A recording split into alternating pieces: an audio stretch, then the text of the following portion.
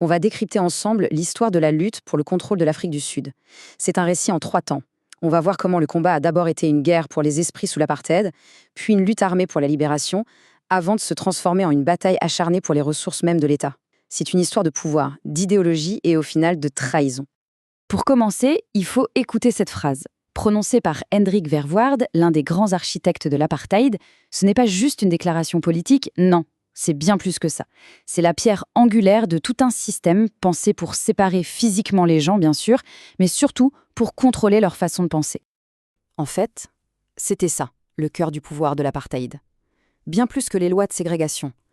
L'arme la plus redoutable, c'était ce système méticuleux d'oppression psychologique et intellectuelle.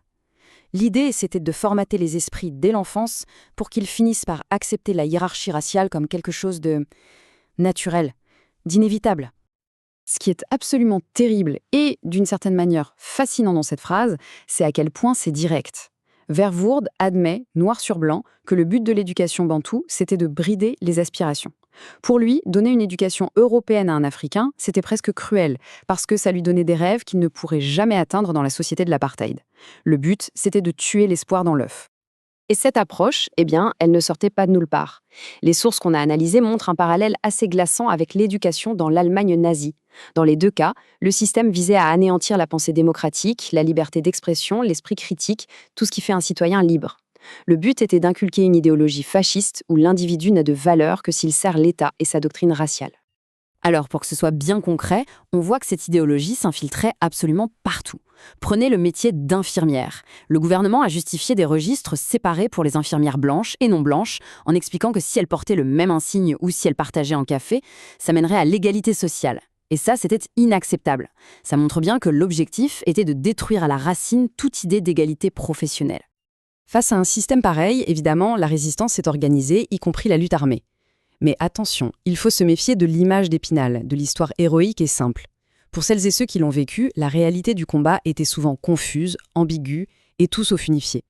Et pour illustrer cette confusion, il suffit de poser une question qui paraît toute simple, mais qui à l'époque ne l'était pas du tout. Ça voulait dire quoi, au juste, être un guérillero? Le fait même que les combattants n'aient pas de définition claire en dit très long sur la nature de cette guerre. Voilà une première réponse, donnée lors d'un procès historique. C'est une vision assez classique, très militaire. De jeunes soldats, des armes, un ennemi bien identifié, le gouvernement. C'est une vision de la guerre, en somme. Et puis, juste après, on a cette autre définition qui est juste incroyable de simplicité et de flou. Combattre dans la brousse. C'est beaucoup plus vague, presque primal. On ne parle plus d'ennemis, ni d'armes, ni de buts politiques précis. Le contraste entre ces 2 visions, au sein du même mouvement, est saisissant. Ça montre à quel point l'interprétation de la lutte pouvait être différente d'une personne à l'autre. Et cette incertitude allait bien au-delà des mots. Elle touchait au cœur de la stratégie.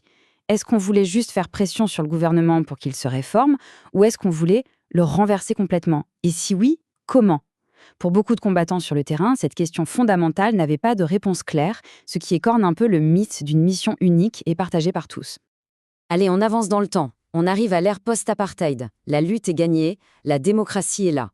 Mais le trophée de cette victoire, c'est-à-dire l'appareil d'État lui-même, devient l'enjeu d'une toute nouvelle bataille. Une bataille qui n'a plus rien à voir avec la libération, mais tout à voir avec l'enrichissement personnel. Le combat change de nature, complètement. L'objectif n'est plus de renverser l'État, mais de le contrôler pour siphonner ses ressources.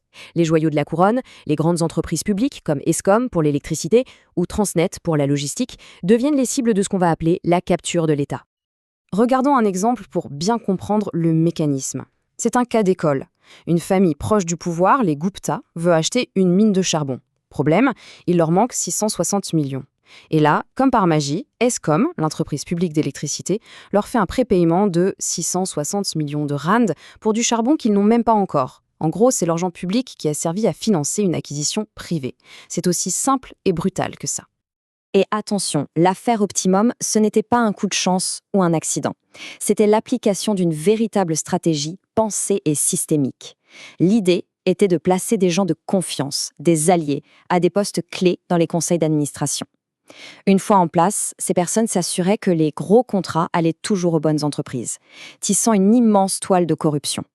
Et pour bien saisir l'échelle du pillage, il faut regarder ce chiffre. 5,3 milliards de rand.